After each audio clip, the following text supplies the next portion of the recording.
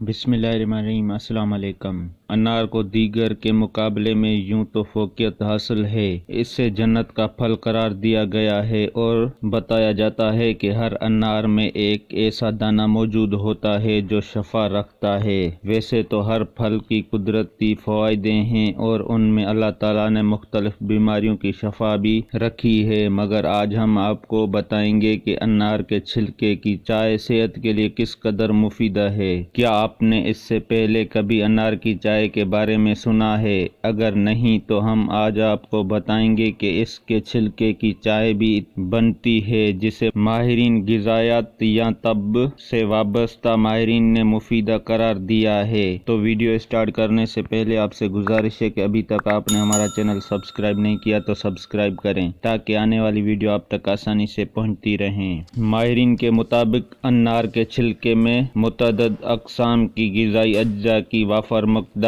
पाई जाती है, जिनके हुसूल का बेहतरीन और आसान ज़रिया अनार के छिलके की चाय है। चाय बनाने का तरीका: सबसे पहले अनार के छिलकों को धूप में खुश्क करके इसको पीस कर पाउडर तैयार करें और इससे आम पाउडर की तरह बोतल में डालकर महफूज कर लें ताकि वक्त ब वक्त चाय बनाकर पिया जा सके। 1 कप पानी में 1 चाय का चम्मच अनार के छिलके का पाउडर डालें और इसे चंद मिनट तक उबालने के लिए चूल्हे पर रख दें। जब उबाल आ जाए तो पानी को छान लें। वैसे तो चाय का जायका बहुत लजीज होता है, अलबत्ता अपने हिसाब से जायके के लिए इसमें लीमू का रस और शहद भी शामिल किया जा सकता है। अब आते हैं अनार के छिलके की चाय के कितने फायदे हैं। माहिरीन के मुताबिक ये चाय हाजमे को ठीक करती है, जबकि कब्ज, बदहजमी, दिल की बीमारी से महफूज रखती है। इसी तरह ये चाय जल्द को तरोताज़ा रखती है, खून को साफ और पतला बनाती है, जिससे कैंसर का मर्ज लायक होने के खुदशात कम हो जाते हैं। दोस्तों, हमारी वीडियो अच्छी लगी हो तो लाइक और शेयर करें। शुक्रिया। अल्लाह।